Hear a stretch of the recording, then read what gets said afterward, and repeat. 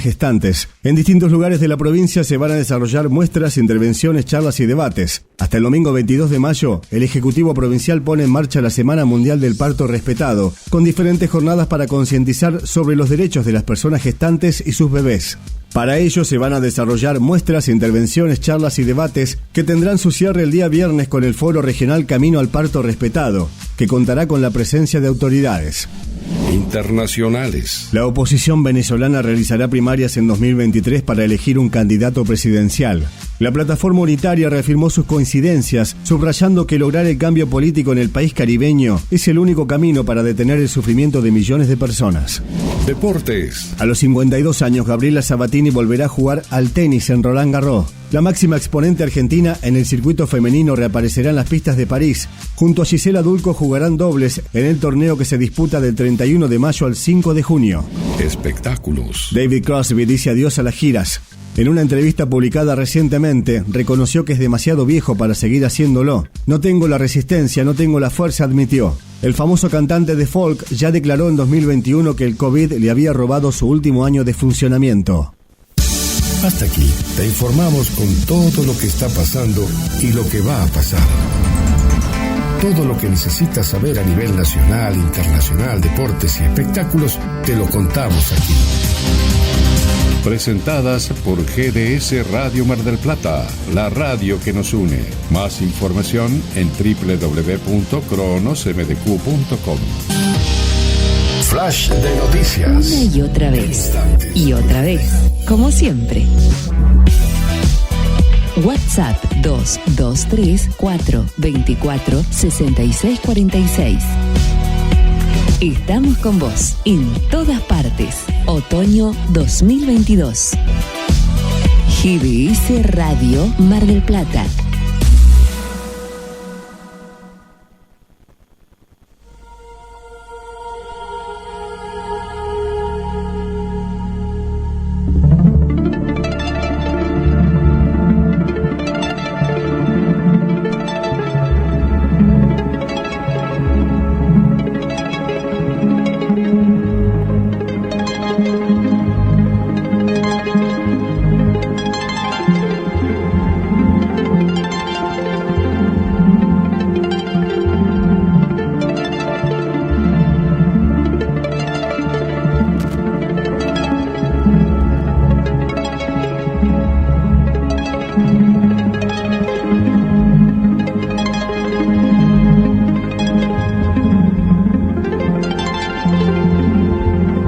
Comienza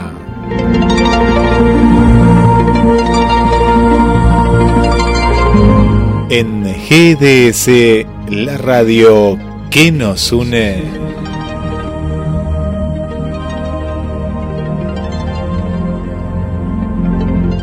A las puertas de Magonia.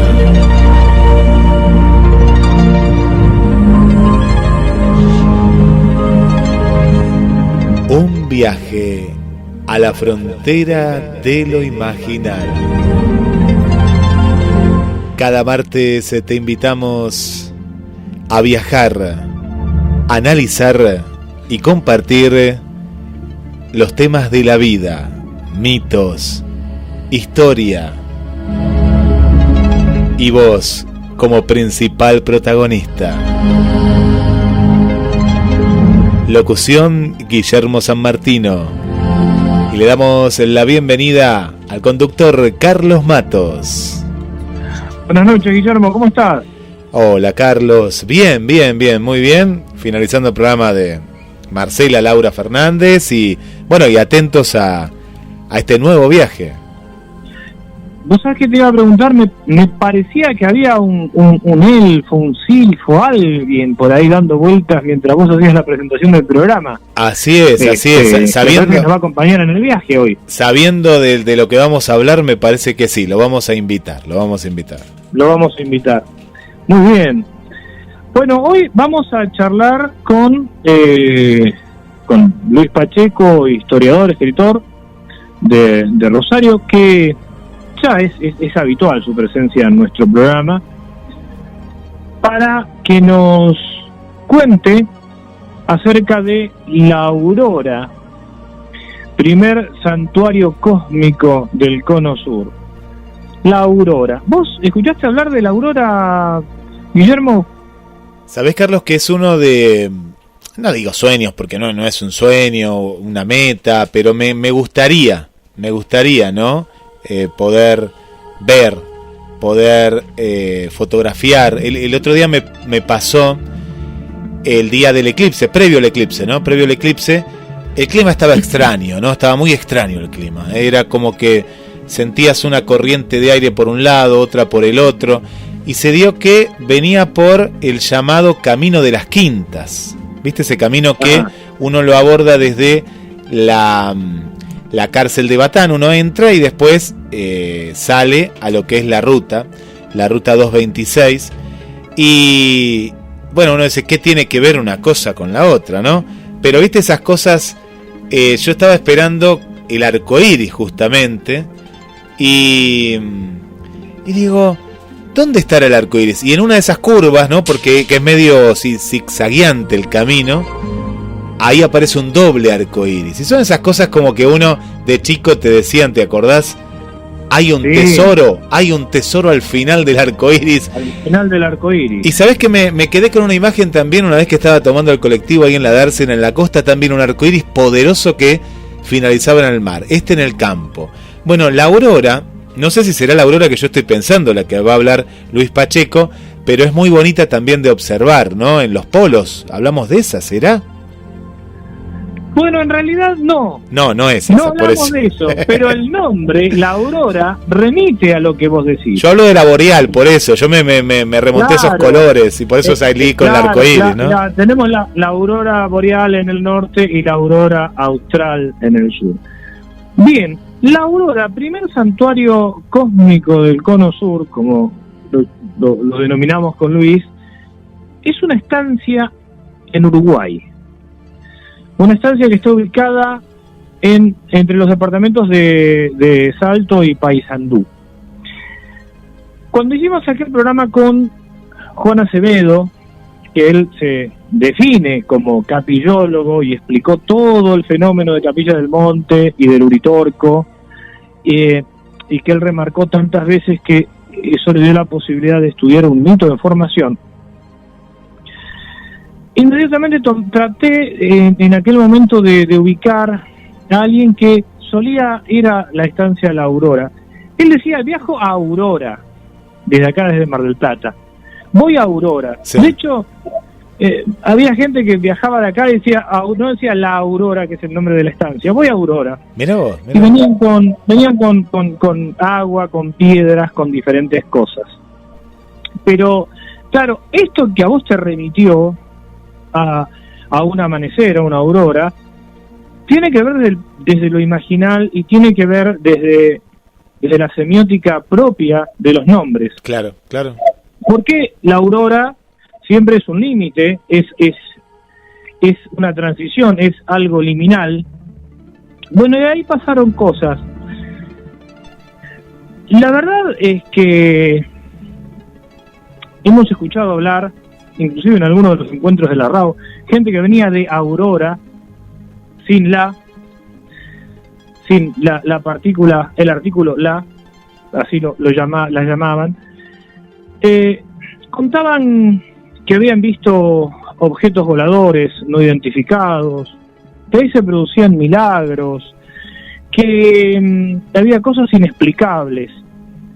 Bien, todo parece arrancar en el año 76 o en el año 77.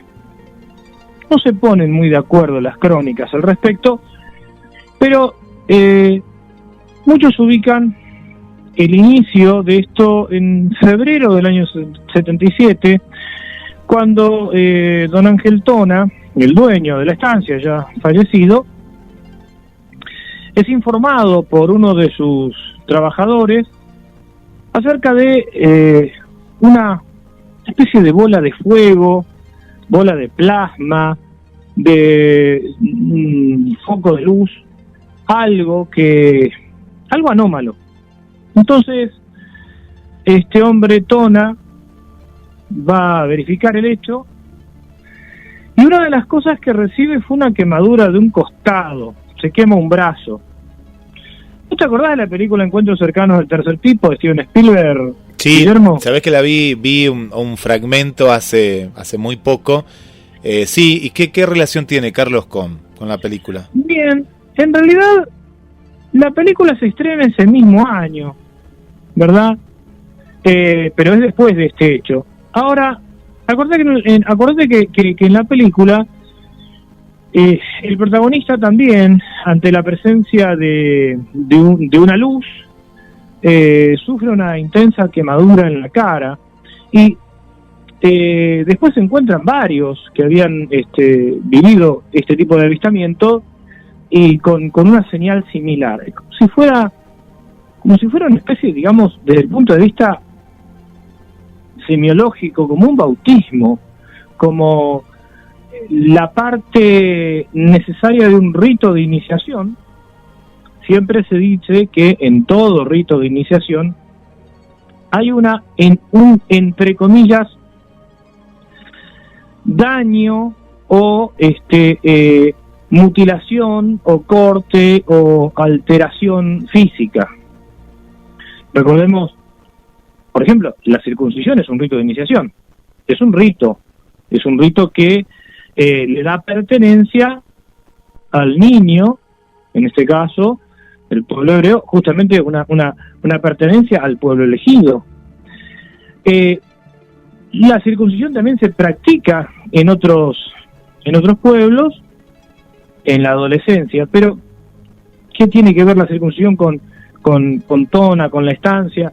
No, en realidad no tiene nada que ver de manera directa. Estamos haciendo una interpretación de esta quemadura como un elemento iniciático. Bien,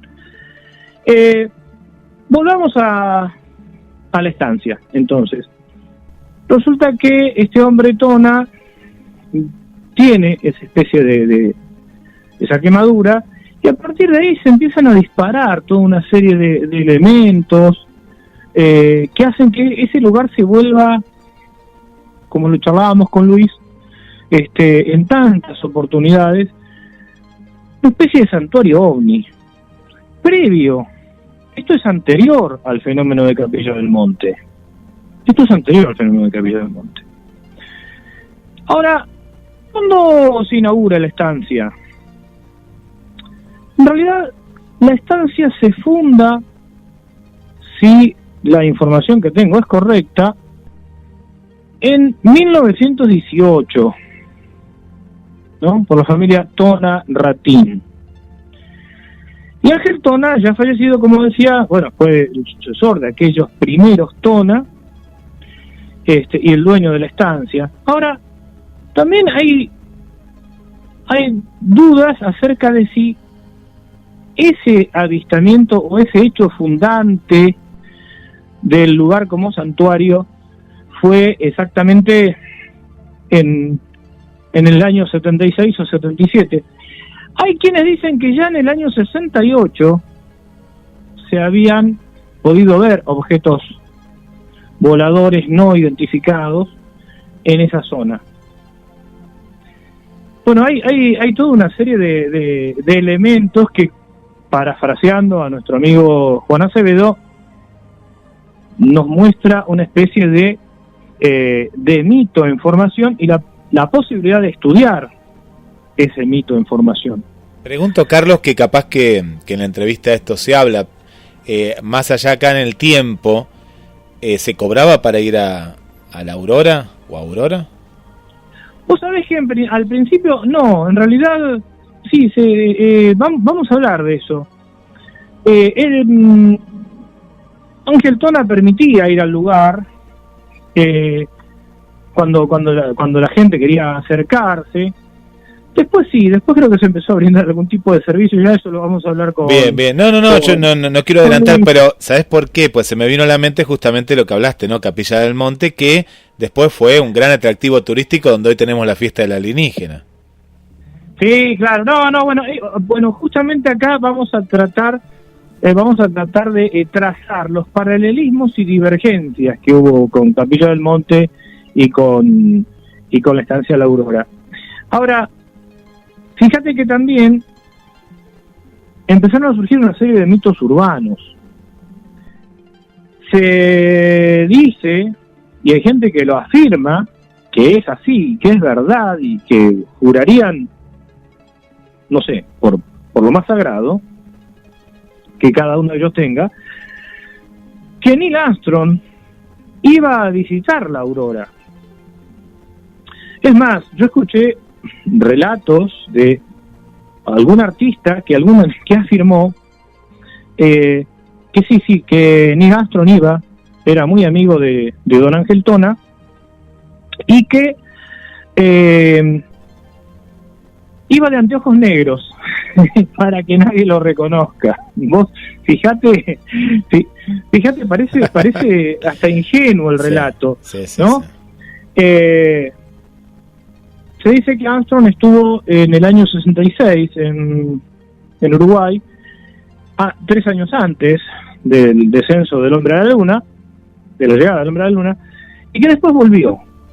Y que él tenía una relación muy fuerte con Don Ángel, y que bueno, para que nadie lo reconozca, él iba con anteojos negros. Quedó eso instalado. Después parece que el mismo Neil Armstrong lo desmintió desde Uruguay. Pero bueno, hasta acá la presentación de lo que vamos a charlar hoy con Luis Pacheco.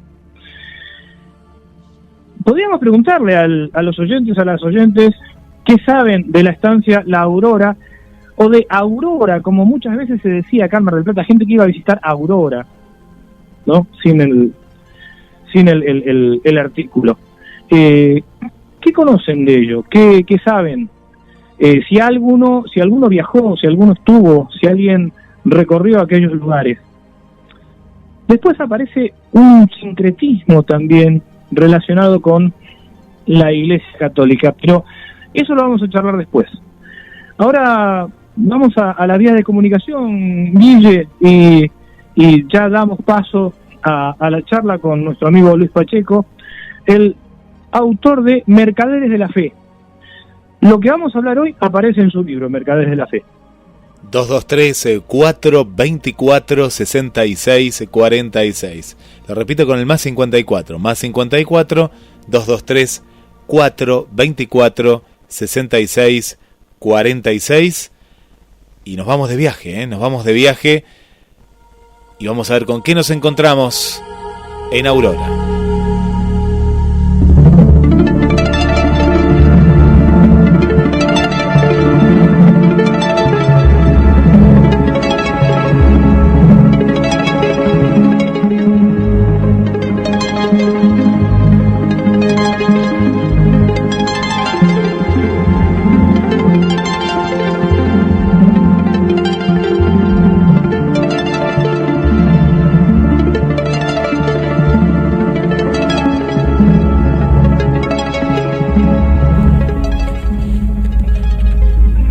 De Magonia, un viaje a la frontera de lo imaginal se traslada nuevamente a Rosario para viajar en el tiempo y hablar sobre Aurora, tal vez uno de los primeros, entre comillas, santuarios ovni. Vamos a hablar con Luis Pacheco, que estuvo en aquella estancia en Uruguay hace muchos años atrás y nos va a comentar acerca del origen de Aurora. Después tuvimos el fenómeno de Capilla del Monte, Uritorco y demás. Buenas noches, Luis, ¿cómo estás? ¿Qué tal? Buenas noches, ¿qué tal a todos los oyentes? ¿Cómo andan todos por ahí?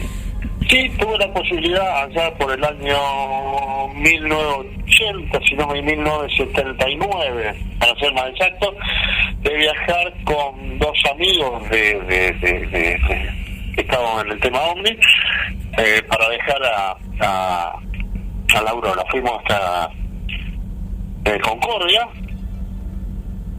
en Entre Ríos, y enfrente Casalto, que es Uruguay, donde se encuentra la estancia La Aurora. Recuerdo que pasamos, la idea era pasar a La Aurora, estar un día entero y volver. Había que cruzar en esa época con lancha, así que cruzamos dos y uno se quedó, porque era menor, se quedó de este lado. Y sí, tuve un año 79. ¿Qué es La Aurora? La Aurora es una estancia que se hizo famosa por un suceso ufológico, aparentemente, donde un objeto, una luz importante, estuvo sobrevolando la estancia y dejó restos de su paso por ahí. Pero en realidad lo que ocurrió realmente, según también los amigos de Uruguay, la CRIDOMNI, que es la Fuerza Aérea Uruguaya que investiga oficialmente el tema, la única que trabaja seriamente en la zona, porque la de Argentina deja mucho que desear, ellos ratificaron, y estaría bueno que en algún momento le hagas una nota al amigo que está a cargo de la CRIDOMNI, que fue una tormenta que afectó toda la zona y se generaron diferentes luces. Esto generó toda una especie de mito en para mí el primer santuario cósmico del lugar, ¿no? De acá de Latinoamérica, por llamarlo así. Generó todo un mito de que algo había ocurrido fuera de lo normal y empezaron a asistir gente de diferentes localidades, países, para ver lo que sucedía allí.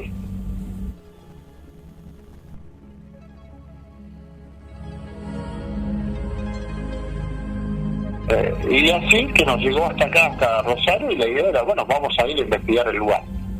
Esa, digamos, sería la introducción de esto, querido Carlos. Muy bien, y sí, ciertamente que la aurora a principios de los 80 fue el foco de numerosos comentarios, pero prácticamente vos estuviste ahí en los inicios.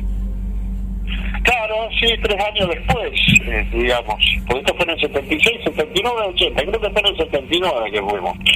Si mal no recuerdo, ahora no, tendré que revisar mi archivo donde tengo las fotos y todo eso. Cuando llegaste a la aurora...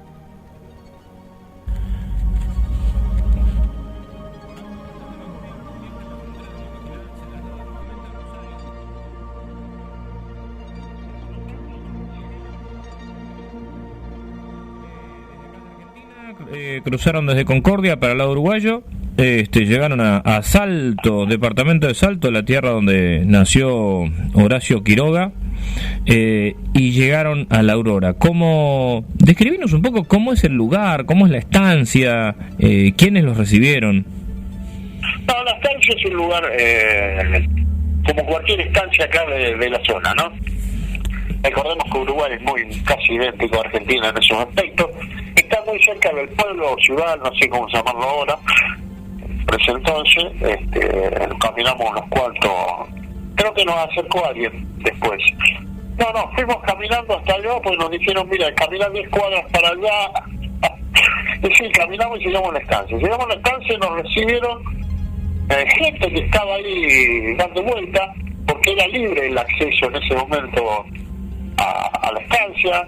Uno podía entrar, obviamente pedimos permiso, pero sí, por favor, puede ingresar y ver lo que sucede acá. Eso lo que nos llamó la atención, que estaba muy buen recibimiento. Nos hicimos enseguida amigos de una pareja que nos hizo un rally, digamos, con su auto, una especie de combi era, que nos indicó todos los lugares donde estaban las principales huellas supuestas de círculos de aterrizaje del fenómeno OVNI,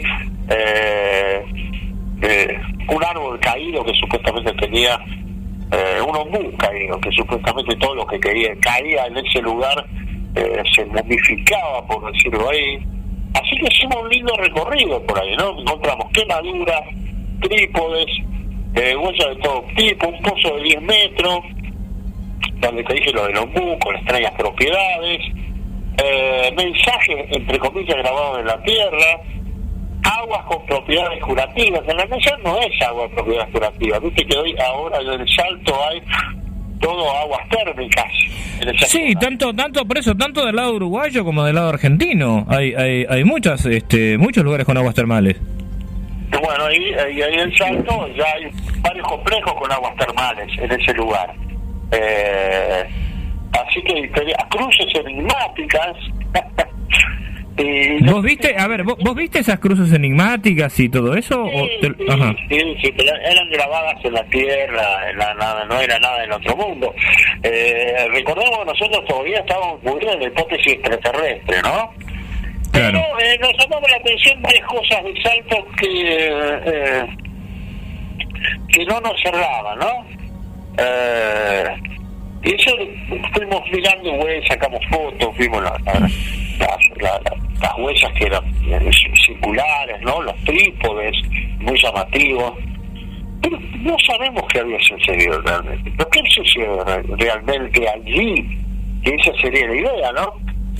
Claro, porque acá hay un tema, Luis, que es lo que siempre hablamos, y recuerdo que este fue uno de los primeros puntos que saltaron en el encuentro de RAO del 91, que es el famoso tema de las huellas asociadas y huellas no asociadas, que decíamos, huellas no asociadas no tienen sentido, porque si no hubo la presencia del fenómeno, de alguna manera, alguien que atestigue ese fenómeno, las huellas en sí mismas no indican nada.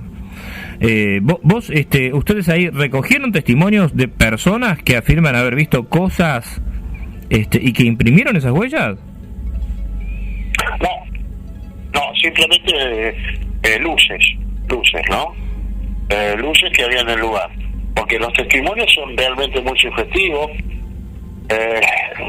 Lo que fuimos a través de investigaciones que muchas veces es erróneo, testigos que nos dicen que hay un cartel de Coca-Cola que había en ese momento, que a mucha gente con ansia de ver algo lo confundían con ovnis, o afirmaban que los huesos de vaca señalaban al visitante el lugar de los presuntos trípodes que la gente tiene el resto de las bancas nada más, o aquellos que también se ponían la mano en el corazón cuando cualquier luz que pasaba por el lugar era un ovni. En realidad puede ser un ovni, un satélite, pero hay muchas cosas que llevaron al lugar muy llamativa. Hay una anécdota, por ejemplo, había una ya fallecida en su momento, que tiene un séquito de 12 apóstoles, llamada Perla, de Mendoza era. Perla Perliu, me parece que no, Perla no recuerdo, no, creo que es Perla Perliu, que iba a la estancia con sus 12 apóstoles y le decía al dueño de la estancia, se llamaba Ángel Tona. Yo no lo pude conocer a Tona, pero mucha gente lo podía conocer, pero era un ciclo más cerrado. Y le decía a Tona que ella era la Virgen María y él era José. Mirá vos. Sí, incluso estuvieron en los congresos de Mendoza en los 80, sí. No, eran unos verdaderos mercaderes de esta gente con cara, me parece a mí. Ya obviamente ya está fallecida esta mujer, porque ya en ese momento me parece que era de 40, por ahí, 35, 40 años. Pero hay diferentes anécdotas interesantes al respecto, querido Carlos, que reflejan el hecho que la gente iba a buscar algo que no se encontraba. Por ejemplo, amigos de acá, de Rosario y de Misiones, por ejemplo, nos contaba una anécdota Roberto Robles de Misiones, que quisieron hacer una broma a otros amigos de una punta al otro del Salto, ¿no? Entonces se pusieron adelante de luces y danzaban adelante de las luces. Entonces fueron después al lugar donde estaba el resto de los amigos y le dijeron, vimos los seres ahí que danzaban con las luces. Y le dijeron, no, fue una broma de nosotros. No, qué broma de ustedes, si se fueron los seres. Pero te acabo diciendo que fue una broma. No, los tipos se enojaron y le dijeron, no, ustedes no quieren creer. Dice, eso eran seres reales que estaban danzando con luces. Mirá hasta qué punto la gente quiere creer cosas que no existan, ¿no? Claro, cuando echas a rodar algo, hay algo que dispara el mito, entre comillas, y después ya tiene fuerza o vida propia. Claro, pero fue en el acto eso. Eso fue en el acto, eso es lo que me llamó la atención. Claro. Y bueno, en ese lugar se empezaron a generar toda una serie de historias extrañas, como por ejemplo esto tan remanido que estuvo Neil Armstrong ahí, que viajaba de incógnito con anteojos negros para que nadie lo reconozca. ¿A vos te contaron esa historia? me contaron eso, sino que también estaban guardadas adentro del recinto de la casa de Tona, las carpas que decían NASA, que habían ido a investigar el lugar. No, esto es todo más de lo mismo, más del mito que se generó. No está comprobado, creo que no, nadie estuvo ahí en la estancia La Aurora cuando estaba abierto. Recordemos que esto se hacía un tour turístico, como se hace hoy a capillas, ¿no? La gente iba, se quedaba en la estancia, acampaba unos días y se iba. Fue una estancia muy agradable, el clima bien aceptable, ¿viste? Así que era muy lindo estar ahí con la naturaleza. Entonces vos podés ver cualquier cosa a la noche, lo que quiera. Incluso podés ver un fenómeno anómalo que se puede asociar a estas cosas, ¿no? Claro, también. Ahora, vos marcaste 2 o 3 veces que cuando iban ahí se podía entrar libremente. ¿Después qué pasó? ¿Se perimetró? ¿Cómo fue el tema? ¿Qué tipo de controles aparecieron después? No, a mí me parece que se saturaron de tanta gente, porque iba también de todo tipo, ¿no? Toda gente delirante, como te dije yo, pues llegaron un momento y dijeron, no, hasta acá no pasa.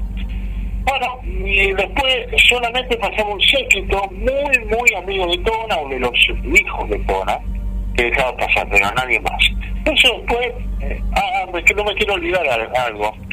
Las huellas que yo te decía, que comienzan las huellas, pudimos comprobar con diferentes amigos que iban todos los años a Salto, que con diferentes tipos de fotografías las huellas eran retocadas. Ah, mirá. Como si fueran de parque y paseo, viste, que van a cortar el césped y todo. Diferentes años vos ponías una, ponele del año 76, 77, ponías una del año 79, ponías una del año 83, eran todas distintas. Estaban todas retocadas, mejoradas y todo. Claro, para que no se borren. Claro. Como cuando repintás en las ciudades los pasos de cebra, ¿no? Para los pasos peatonales y demás. Está bien, hacían un buen mantenimiento del santuario cósmico. Claro, y después hay una historia muy realmente muy fea, ¿no? Se habla, nunca se comprobó lo que voy a decir, ¿eh? Hay una fuerte versión que circuló por entonces, ya en la década principio de los 80, por ahí, que se realizó una operación médica en la estancia, bajo la supervisión de los extraterrestres. Pero esa operación, que no era convencional, no habría tenido éxito, siempre circuló eso muy fuertemente, pero nunca se pudo corroborar eso, hoy en día obviamente no podríamos confirmarlo. Claro, es una de las tantas versiones. Sí, era muy llamativo que algo quisieron hacer y no salió bien, y bueno, si esto se fuera real, es otra de las más grandes atrocidades que se hace en nombre del estudio del fenómeno ovni, ¿no? Espero que no haya pasado, pero era muy fuerte en esa época. Claro, de todas maneras es algo que no tenemos en este momento a los protagonistas como para poder indagar, ¿no? Porque esto casi toda gente que ha fallecido. Sí, seguro. Tampoco quiero dar nombre de los nombres que se dieron en ese momento, porque no tiene sentido si vos si no tenemos cómo respaldarlo, claro. Si no tenemos, pero vos lo estás contando como uno de los tantos rumores que fueron pintando esta historia, porque después con el paso de los años aparecieron otros elementos, ¿no? Yo recuerdo de acá de Mar del Plata hubo gente que solía ponerse a rezar ahí cerca de la estatua del Padre Pío. ¿Qué sabes de eso? Bueno, más allá de las barbaridades que se decían, como por ejemplo que Siragusa, aquel todavía no había fallecido, aquel hombre contacto, se contactaba telepáticamente con el señor Tona. Bueno, después se creó el mito de que el Padre Pío de Pietrelcina, famoso Padre Pío de Pietrelcina por sus la bilocación, además, ¿no? Y los estigmas. Exacto, sí. Los estigmas, no probado realmente los estigmas que sufría el padre, que después podemos discutir por qué se producen los estigmas o no, nos estima que él tenía contactos telepáticos con Tona. Algo surgió ahí y se creó fuera de la estancia, o sea, está el alambrado por el ingreso de la estancia, y ahí enfrente se crea una estatua del Padre Pío, donde hoy toda la gente se hace los tours para rezar al Padre Pío, y cambió el aspecto ufológico, pero el aspecto religioso, pero manteniendo el aspecto místico, ¿no? Deben unir todo eso juntos. Entonces, luego el Padre Pío, yo no recuerdo cuando falleció, pero esto no tiene nada que ver con esto, ¿no? No, fue muchos años antes. Claro, no tiene nada que ver con todo esto. Esto fue armado por mercaderes de la fe de otro estilo, ¿no? En ese altar, en esa estatua, dice yo, es un altar más que una estatua. Y se hace un tour. En ese momento se hacía un tour para ir a ganando platita, obviamente un tour para ir a Salto a ver las huellas. Y después ahora se hace un tour para ver el altar del padre. Nadie puede entrar a la estancia ahora, Ahora nadie puede entrar. Sí, es decir, hubo como una especie de sincretismo entre elementos propios del catolicismo romano, otros elementos de los movimientos religiosos ovnis y demás, y bueno, de ahí salió toda esa fusión. Claro, porque el sincretismo está permanentemente en los mercaderes de la fe, con el tema ovni, ¿no? Claro. Cuando hablan del cristianismo, por ejemplo, ve fotos de Jesús abrazado una nave extraterrestre, ¿no? Sí. O con el traje como si fuera el Capitán América. Claro. Bueno, es que uno de los maestros ascendidos Jesús junto con la Carcelana, ¿no? A la par los dos. Claro, la Carcelana, por supuesto, ser de otro mundo, ¿no? Sí, totalmente. Y entonces, Luis, ¿cuánto estuvieron ahí en la Aurora? ¿Todo un fin de semana? No, nosotros tuvimos poco tiempo, pero nos alcanzó por el rally turístico que nos hizo este hombre. Nosotros cruzamos a la mañana, temprano, llegamos a Salto, habíamos comprado algo para comer, para hacer unos sándwiches, y esta gente fue tan amable que nos invitó a... no solo nos llevó por el tour turístico, sino que nos invitó a comer con ellos, comimos frutas. Bien, la pasamos muy bien, estuvimos toda una tarde recorriendo entre esas zonas, sacando fotos, los testimonios que podíamos lograr con la gente que estaba ahí. Y después ya nos teníamos que volver porque la lancha que cruzaba en esa época tenía un horario en la mañana y un horario en la tarde, ¿no? Claro. Nos pasa algo, pero no nos tendría que haber pasado eso. Yo en una bajada me doblo el tobillo llegando a la ciudad de Salto y ya no puedo caminar. Ajá. Entonces decía que teníamos dinero y pudimos pasar la noche en una especie de hospedaje que tenían ahí, que dormimos bien toda la noche, pero mirá vos, perdimos la lancha igual, obviamente, pero mirá vos, nos hubiésemos quedado allá. Claro, en la estancia, sí. En la estancia le decíamos a esta gente si nos dejaban, por si bajaba la temperatura, estar con ellos ahí, y hacíamos un relevamiento nocturno. Pero el tobillo no nos permitió caminar. A la mañana siguiente sabíamos que salía la lancha, ya el tobillo se había deshinchado, o sea, rendía un poco, pero podía tomar la lancha. Mirá lo que nos pasó, que fue muy llamativo, pero tendríamos que habernos quedado, ¿viste? Ahí en la estancia esa noche. Luis, y después, gente del grupo, de los grupos de Rosario, o lo que después se conforma como el CIFO, alguno de los miembros del CIFO volvieron o fueron a Salto, a la estancia de la Aurora. Me estaba recordando, por ejemplo, que en uno de los en el segundo programa hablábamos con Juan Acevedo, que él justamente explicaba por qué era capillólogo, había podido estudiar esta especie de mito en formación, lo de Capilla del Monte, Uritorco, y citó en algún momento el antecedente de la Aurora. ¿Alguno de los miembros del CIFO pudo ir a la Aurora después? No, que fue Néstor, pero al principio fue Néstor, ¿verdad? Después nadie volvió a ir a la Aurora, porque ya acá se produjo todo el fenómeno de Capilla, que era mucho más cercano y lo podíamos tener acá nomás, y después trató de surgir algo de Victoria que no se conformó en un santuario, obviamente, bueno, no daba las condiciones, sino en un lugar donde se ven supuestas luces de todo tipo, ¿no? pero no, nadie fue de nuevo a Salto posteriormente. Sí, en esa época lo hacía gente que teníamos relación, amigos, que estaban en el grupo, que estaban junto con Néstor, que estaban en otras agrupaciones, que iban constantemente allá, todos los años, y sí, a veces tenían experiencia con luces extrañas, en el sentido que no se podía determinar qué es, pero lleno de delirantes, a más no poder en lo que ocurría ahí, ¿me entendés? Que es un caldo de cultivo, como lo que pasa con Capilla hoy día, ¿no? Lo que pasa es que en Capilla hoy hay muchos grupos, creo que lo que estaba hablando yo en su momento con alguien, hay muchos grupos que hay que controlar, me parece, porque se le está yendo de la mano. Habría que hacer una investigación de pequeños grupos cerrados que están en Capilla, que son aparentemente un grupo de sectas que hay que tener con cuidado. Eso en Salto no ocurrió porque Salto estaba bien localizado en una estancia y ver los sucesos que ocurrían ahí. Claro.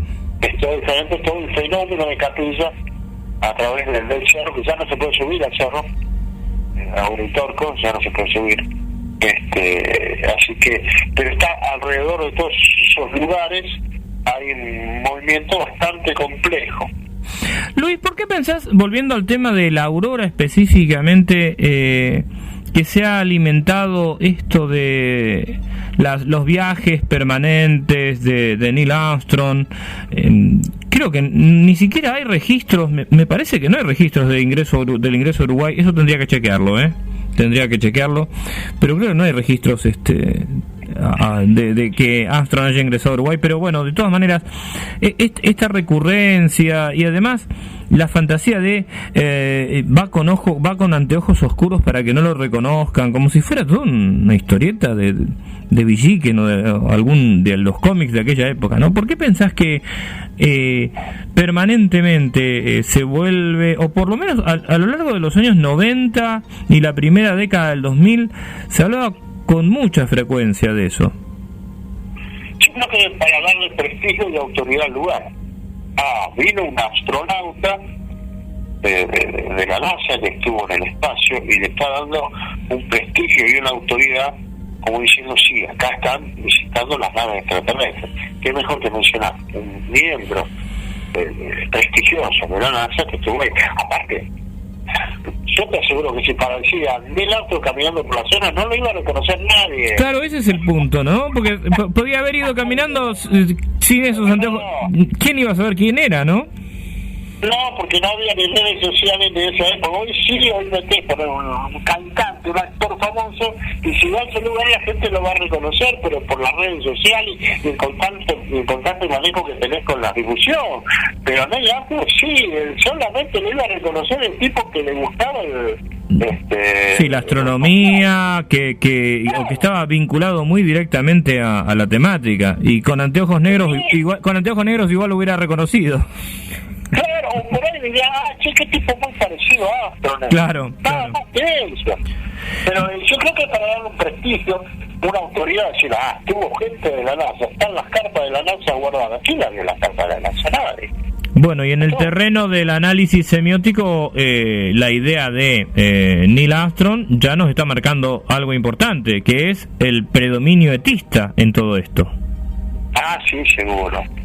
Y por ahí sí te llegan a decir algo de las rocas, del terreno. Recordemos que esa zona es toda roca, no sé cómo denominar, tipo volcánica, ¿no? No me sale el nombre de las palabras justas de las rocas. Basalto puede ser. Basálticas, claro. Exacto, son rocas de ese tipo ahí en Salto. Por eso también tiene que ver las aguas termales del lugar, ¿no? Que no eran agua curativa, sí. A ver, si vos tenés un reuma por el estilo, o tenés problemas de hueso, y te pones en aguas termales, eso te va a ayudar un poco a... Sí, produce cierto alivio, claro. Exacto, por eso pues, las aguas curativas, pero no eran por extraterrestres, pero eran porque las aguas son termales. Sí, no, y después recuerdo lo que hablábamos al principio, Luis, que en Entre Ríos empezaron a aparecer varios lugares. A ver, está la división, claro, está separado por el río Uruguay, pero es la misma región. Claro, es decir, una cosa es la división política, pero la región es la misma.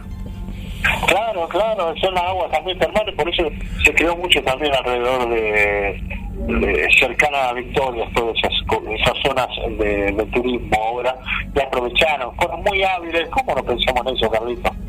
Para crear para hacer algo de dinero, ¿no? Impresionante. Bueno, pero lo que pasa es que ese es el tema. Ahí está la cuestión de la ética, ¿no? Que cada cual tenga. Luis, ¿y cuándo fue más o menos el punto máximo de la Aurora como santuario? ¿Cuánto tiempo, cuántos años calculás que duró antes de que se empiece a generar ese declive? No, yo calculo que antes de hasta Capilla era el 86, dice. Pero ya Salto estaba en declive. O sea que yo calculo que el auge de Salto empieza desde el 76, cuando ocurre eso, hasta el año 82, 83. No creo que siga más auge, te estoy hablando, ¿eh? Sí, no, porque de hecho acá, cuando se hizo el congreso, el primer congreso de la RAO, hubo gente que viajaba todavía a Aurora, pero no era el furor de lo que fue después Capilla. Claro, por eso te decía auge. El auge creo que está en estos 5 o 6 primeros años, ¿no? Especialmente antes de los 80, que eran todas las huellas frescas, todo fresca. También después ya iba cambiando, ¿no? Fresca entre comillas, ¿no? Sí, interesante esto que comentás de las huellas retocadas a lo largo de la historia al sacar fotografías año a año. Claro, pues la gente que iba y sacaba fotos, entonces vos la comparabas, si ¿qué me lo sacaste? Mirá que distintas están. Y eso nos dimos cuenta con un amigo, Sergio Rinaldi, que le comparamos la foto y lo vimos. Creo que lo presentamos alguna vez en un simposio en Río Cuarto, los dos juntos hablando de Salto y ver cómo se retocaba todo, que la idea era no para que esto permanezca como un santuario, ¿no? Pero no tenés que retocar las huellas, no tenés que dejar contar, si se van, ¿qué va a hacer? Claro, si es un milagro deberían permanecer ahí, intactas, con el paso de la historia. Claro, no son las huellas de Nazca. No son las huellas de Nazca, ciertamente. Bueno, Luis, pudimos hacer este recorrido que nos quedaba pendiente sobre el primero de los santuarios cósmicos, por lo menos en el cono sur. Bastante polémico el tema, pero también resuelto. Convengamos que creo que el tema ya está resuelto, no es que quede todavía la incógnita de qué fue lo que pasó. Y como vos decís, nos debemos una entrevista a la gente de Gridovni que estudió el caso. Claro, con Ariel Sánchez, si no me equivoco, es el que maneja todo ahora. Claro. Y él te puede dar pormenores de esas cosas porque ellos estuvieron ahí. Y ellos hablan también de la tormenta. Una gran tormenta que asoló ese lugar. El ombú caído está hecho por un rayo que cae en el ombú, y que deja un pozo de 10 metros por la caída del ombú. Y esos pozos, supuestamente todo lo que caía ahí quedaba momificado, por llamarlo de algún término. Claro. Quizás pudo haber ocurrido eso, pero no tiene nada que ver con extraterrestres. Sí, no hay por qué asociarlo. Claro, todas las marcas, todas las huellas o todos los lugares están marcados como ocurrió esto tal fecha, está marcado con una pintura tipo cal, letras tipo cal blanco, estaban en esa época diciendo esto ocurrió tal fecha, esto tal otro, bien marcado para que la gente cuando vaya mirando los lugares cuando ocurrió la caída del árbol. Sí, una buena señalética. Sí, exacto. Bueno, eso debería ser imitado realmente en lugares donde ocurrieron cosas en serio, porque nos ha pasado, a mí me ha pasado viajar con mi señora a algún lugar del país y el guía te va mostrando cosas de hechos históricos y vos ves que la señalética es muy mala. ¿Ves? Eso es algo digno de imitar, más allá de la veracidad o no de los hechos, ¿no? Ese ya es otro tema, pero lo que vos decís, está todo bien señalizado. Sí. Bueno, uno de los famosos que iba ahí, por ejemplo, que era muy asiduo, para aquellos que tienen más o menos la edad mía era Enrique Almada, el cómico uruguayo, que era, ¿se acuerdan de Telecataclón? Sí. Hiperhumor, que hacía el dúo con Ricardo Palter. Bueno, él era muy amante de bueno, él, obviamente uruguayo, pero él era muy místico y le gustaba ese lugar. No, mirá qué dato. La verdad que no lo sabía. Sinceramente no lo sabía.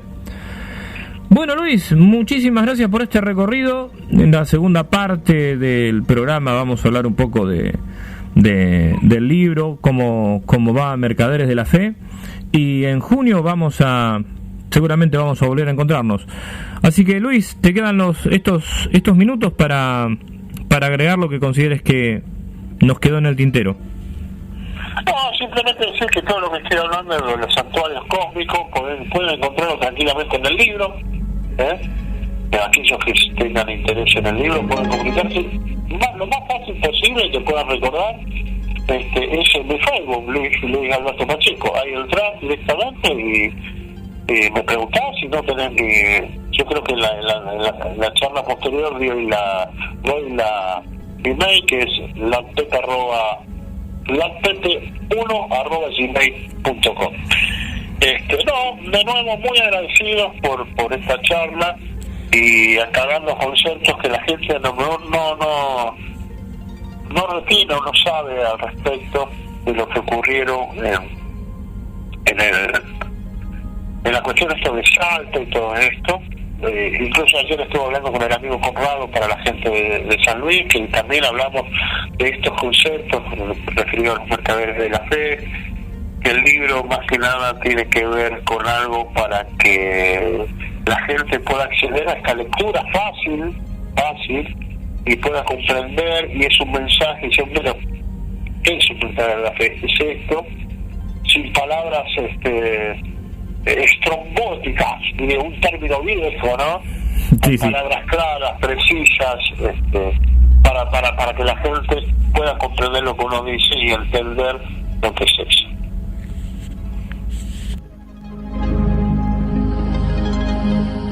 Ahí escuchamos a Luis Pacheco y viajamos a Uruguay hoy en A las Puertas de Magonia.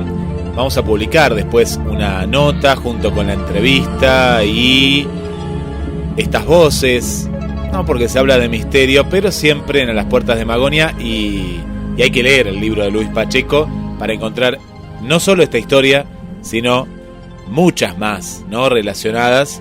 Y acá viendo unas imágenes, como bien lo contaba Luis, paralelo a esto, ¿no? Turísticamente está la gruta del Padre Pío, pero separada por unas piedras, ¿no? Como un camino de piedras, está separado.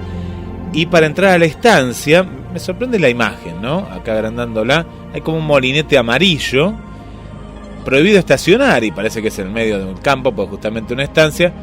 Pero claro, ¿no, Carlos? Esto de relacionar al Padre Pío, Armstrong, tantas cosas, ¿no? Para alimentar este mito. Sí, bueno, ahora parece que la familia, los hijos, digo, los 3 hijos de don Ángel Tona, bueno, han restringido un poco el tema, se han llamado silencio, como cansados de todo esto, pero la cuestión con el Padre Pío de Pietrelcina viene más o menos así. Hasta donde nos cuentan, Ángel, bueno, la familia de Tona es una familia católica, practicante, y pareciera ser que había una correspondencia muy asidua entre el Padre Pío y Ángel Tona. El Padre Pío era conocido por el don de la bilocación, es decir, que podía estar en 2 lugares al mismo tiempo. Y también esta cosa muy típica de la Iglesia Católica Apostólica Romana, de diferentes personalidades que vivieron los estigmas de Jesús. Por ejemplo, San Francisco de Asís, ¿no? Le aparecían los estigmas, es decir, en los lugares donde Jesús cuando había sido crucificado, donde habían sido colgados los clavos, esas cicatrices. Bien, con el Padre Pío ocurría algo similar. Según se cuenta, en esas cartas, que obviamente nosotros no las hemos podido chequear, pero según se dice, Ángel Tona se había comprometido en reconocimiento a esa relación que tenían y a lo que el Padre Pío había hecho, a hacer una estatua, una gruta, que se inauguraría a los 100 años, o sea, sería el cumpleaños número 100 del Padre Pío. Esto ocurrió el 25 de mayo de 1987. Claro, llama la atención también que fue como un nuevo envión que tuvo la estancia La Aurora, porque en el 86 recordemos que ya empezaba a surgir toda la zona del Pajarillo, Cerro Uritorco, Capilla del Monte. Y bueno, aparecen un montón de elementos ahí. Ahora, lo que cabe preguntarse, lo que se vio, lo que vieron, esos testimonios de las luces, ¿son reales? ¿Son imaginarios? ¿Son el producto de un egregor generado por la gente que va ahí? Yo te lo puedo comparar, Carlos, con la visita de Neil Armstrong. Es incomprobable, porque no hay fotos, claro, no hay registro, es incomprobable. No hay registros, no hay nada. Ahora, hay una teoría muy interesante de un escritor, Tico Itiño, uruguayo, que él dice que es un fenómeno natural, porque él analiza que los avistamientos de estos objetos ocurren entre 10 y 11 años. Se sabe que la actividad solar tiene un ciclo de 11 años, aproximadamente. Las tormentas solares se intensifican cada 11 años. Esto, un poco recordando la charla que teníamos con Miguel Vicente, y que hablábamos con vos antes también, aficionados a la onda corta, eran temas que se hablaban mucho entre los radioaficionados y los jazzistas de aquella época, que cada 10, 11 años era terrible los problemas de propagación y demás.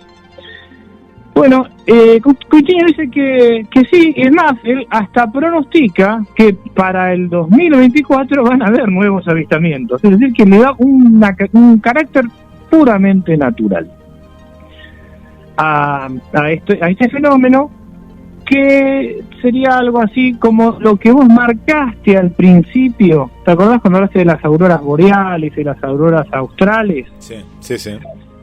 O sea, habría una relación con eso. Y además él comenta que en toda esa zona hay cuarzo, hay una serie de minerales que generan las condiciones para la visualización de una serie de efectos lumínicos. Es decir que, como decimos, como hablamos tantas veces, es posible que los testimonios sean reales en cuanto a ver luces, a ver determinados objetos. Después está todo lo que se construye sobre eso, todo lo que aparece sobre eso. La necesidad de creer, el deseo de creer en algo, bueno, el sincretismo del que hablaba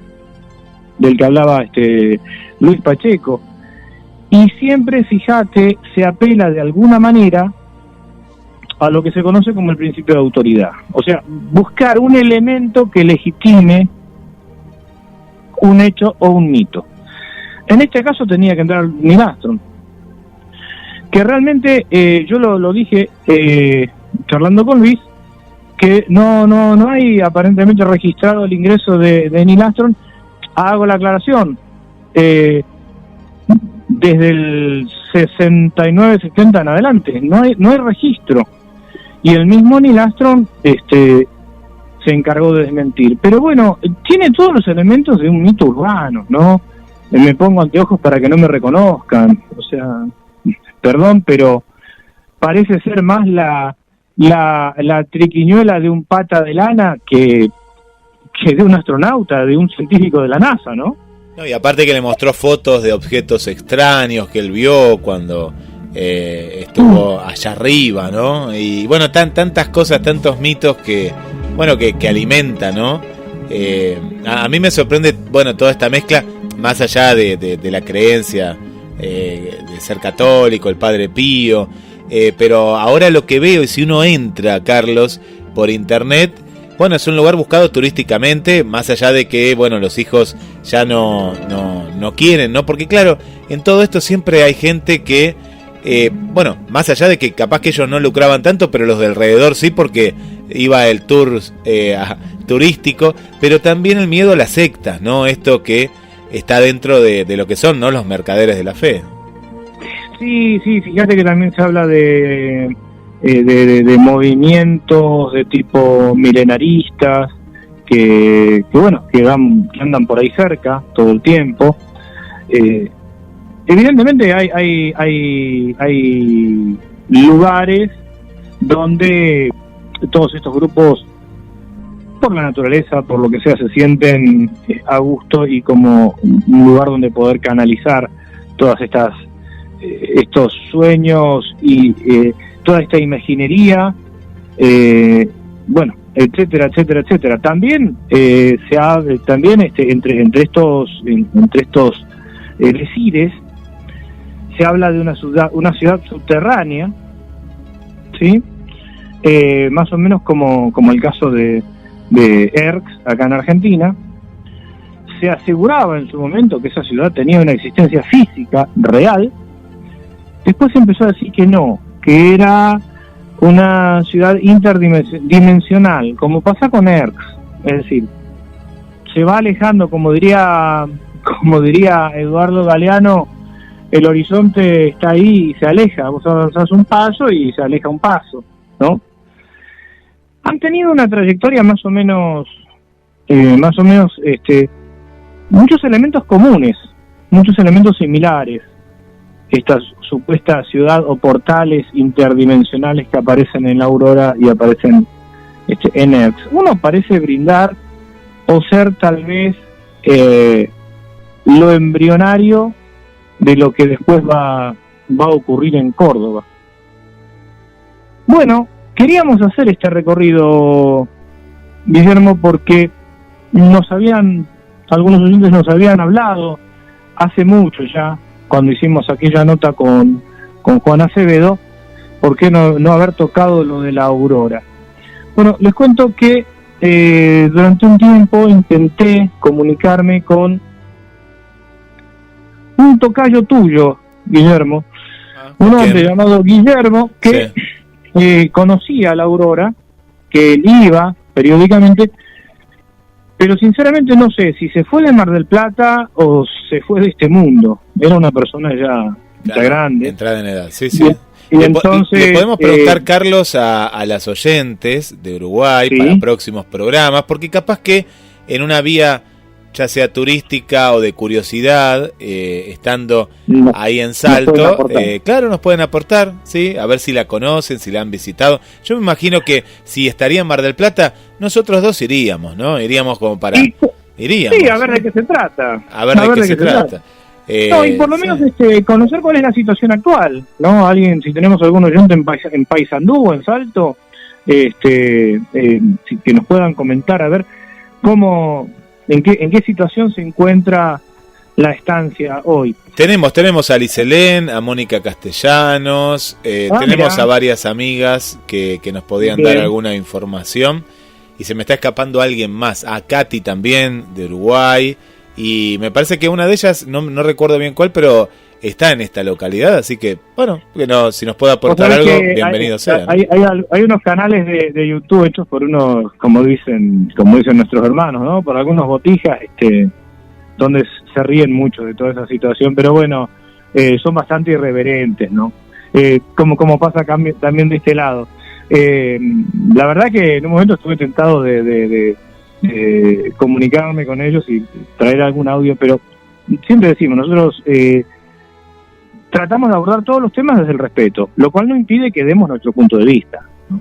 La idea no era satirizar, porque solamente hubo mucha gente que fue de buena fe a aquellos lugares, pero bueno, nosotros también queremos dar nuestra opinión.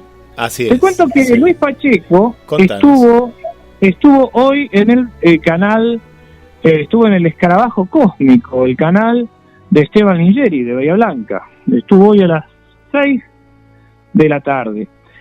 Y también estuvo en el canal Demonios de Carlos Yurchuk, que de hecho Carlos nos mencionó en su canal el martes pasado, y hoy íbamos a pasar también el audio, pero bueno, de la entrevista que hizo Carlos Yurchuk, que también es colaborador nuestro, a las puertas de Magonia, un viaje a la frontera de lo imaginal, pero va a quedar para otro programa, por razones de tiempo.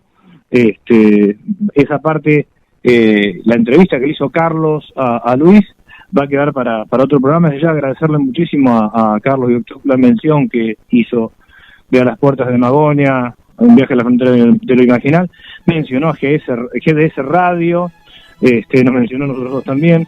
Siempre muy atento Carlos, poniendo a disposición todo el material de su canal también para nuestro programa, así que enviamos un saludo a Carlos Yurchuk y a Esteban Lingeri, y bueno, por supuesto a los amigos del Café Ufológico Rosario, a Néstor Rey del Café Ufológico Pilar, que hemos hablado varias veces para hacer una nota, está muy ocupado, pero en cualquier momento lo vamos a tener también a Néstor Rey. ¿Cómo te preparas para el censo mañana, Guillermo? Bueno. Haciendo un bruto cambio. Pero no, hablamos con Marcela también del censo al comienzo, que ella fue una de las primeras que lo hizo, ese que apenas yo le hice la semana pasada. A mí me genera mucha expectativa, le contaba Marcela. A mí me gusta el censo, fui censista en la última oportunidad. Y mira. Ya lo hice digital, porque me parece una herramienta que si hoy en día está, hay que utilizarla, y bueno, y uno también le ayuda al censista también, porque claro, como al haber estado del otro lado, es un trabajo muy... yo diría que hay que saber mucha matemática, y más allá de matemática también mucho sentido común, porque más allá de las preguntas, uno tiene que observar mucho, porque a veces la persona le puede decir una cosa, pero uno observa otra. Y yo recuerdo, en algún caso, de decir, no, pero este piso o ciertas características, ciertas preguntas, dialogarlo también, ¿no? Porque uno claro. Veía ciertas situaciones. A mí me parece que son muy importantes los censos, porque más allá de lo numérico, también... a veces la gente critica ciertas preguntas que son obvias, pero no es que sean obvias, que tienen que ser obvias para que en las estadísticas se pueda reflejar. Después seguramente yo te he escuchado a vos, ¿no? Han faltado muchas preguntas y esto es lo que yo te quiero preguntar a vos. Sí, para mí faltan preguntas, yo al contrario, creo que faltan preguntas. Quiero hacer una aclaración, ya que, bueno, no es el tema específico del programa, pero creo que sí es un tema ciudadano, que nos compromete a todos y que es justo que lo toquemos en cada uno de los programas. Vos sabés que faltan preguntas en relación a la discapacidad, lo hemos dicho. De hecho, hay un comunicado emitido también por la red de comunicadores con discapacidad visual. Yo después te voy a enviar ese comunicado, me acaba de llegar ese comunicado, en el que se habla de que lo invisible no existe, es decir, la palabra discapacidad no se usó. Quiero hacer la aclaración que nosotros venimos pidiendo desde hace más de 30 años que la temática aparezca en el censo de manera expresa. Sin embargo, una vez más se perdió la oportunidad. Se hacen preguntas indirectas, como si tenés algún tipo de dificultad para comprender, algún tipo de dificultad visual, algún tipo de dificultad para moverte. Bueno, en este sentido yo te cuento que, por ejemplo, nuestro amigo... quien vos conocés bien también, que es Rodrigo Romero, que se mueve en silla de ruedas. Sí. Él me decía, no aparece en ninguna parte el tema de la necesidad de una silla de ruedas, cosa que es importante, porque de acuerdo a esa pregunta, estoy yo, que soy cuadripléjico, en la misma situación que una persona que a lo mejor se guinzó la semana pasada. Y eso ocurre con muchas preguntas. Nosotros, desde las organizaciones, planteamos que la discapacidad debe figurar taxativamente Esto no significa que las otras preguntas se eliminen, porque lo que tantas veces se argumentó fue: no podemos poner la palabra discapacidad, decían o dicen algunas autoridades, porque hay gente que no quiere dar a conocer su discapacidad. Está bien, para eso hay preguntas indirectas que deberían ser más de las que hay.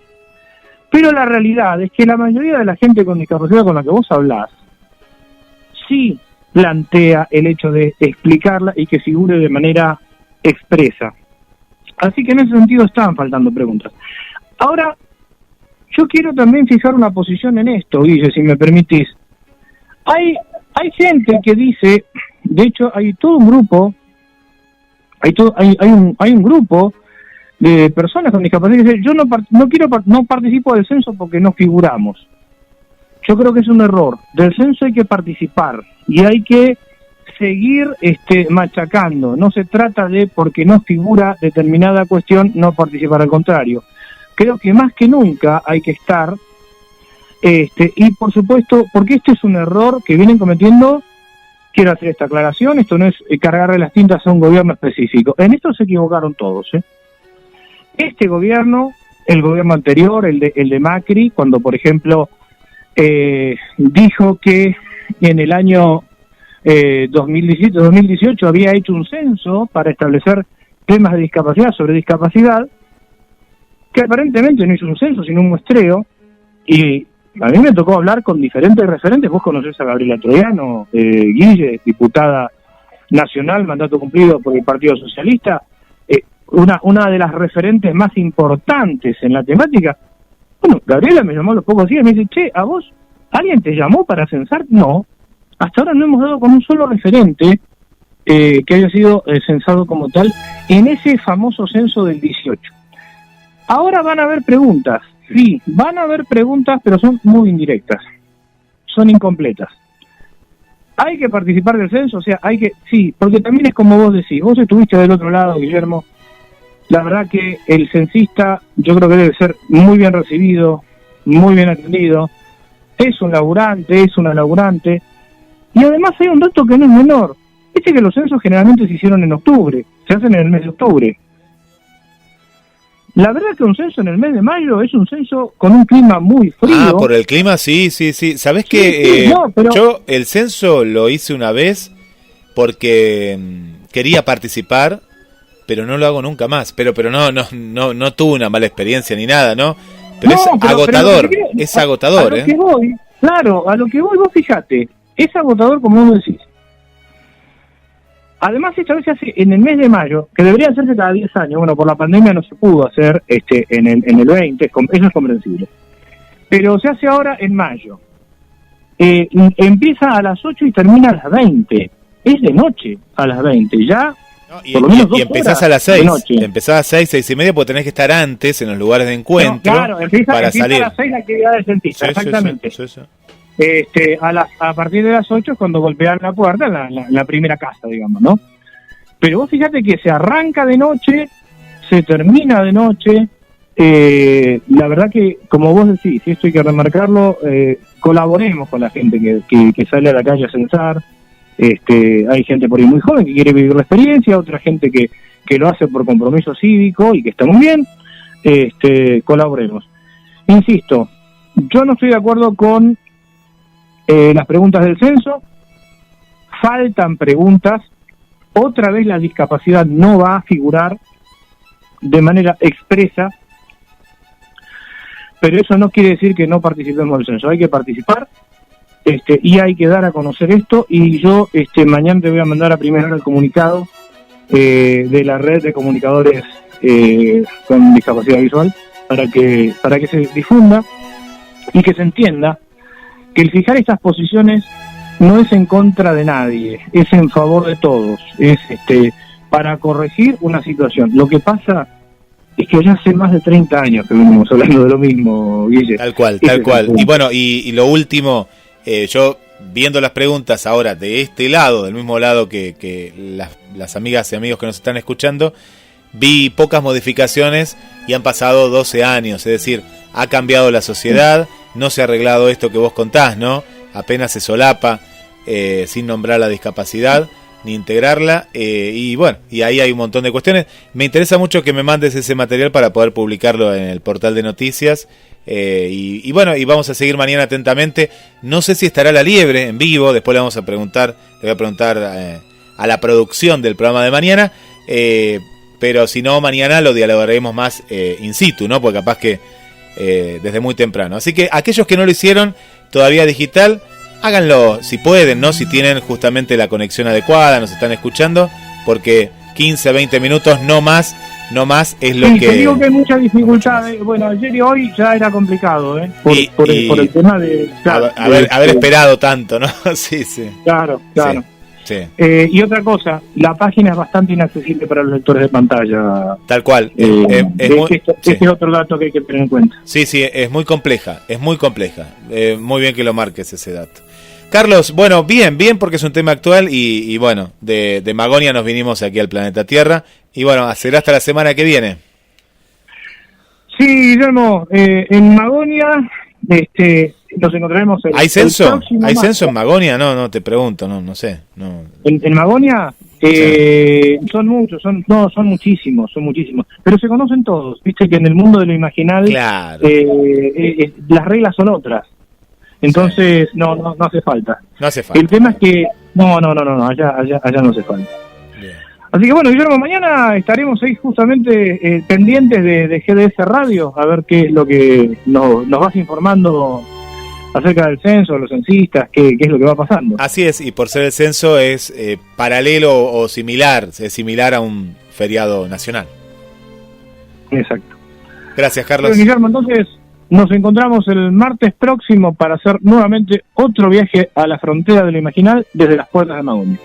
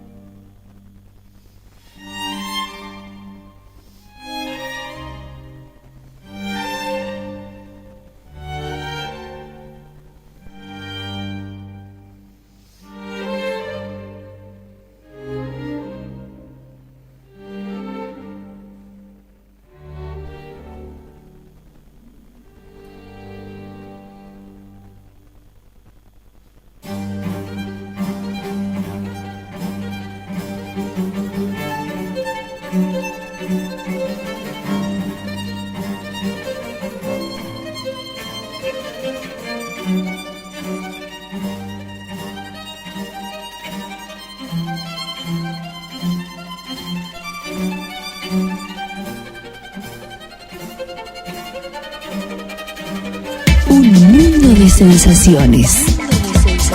Los sentidos al máximo. Email contacto @gbsradio.com. GBS Radio Mar del Plata. Seguimos viviendo el otoño 2022.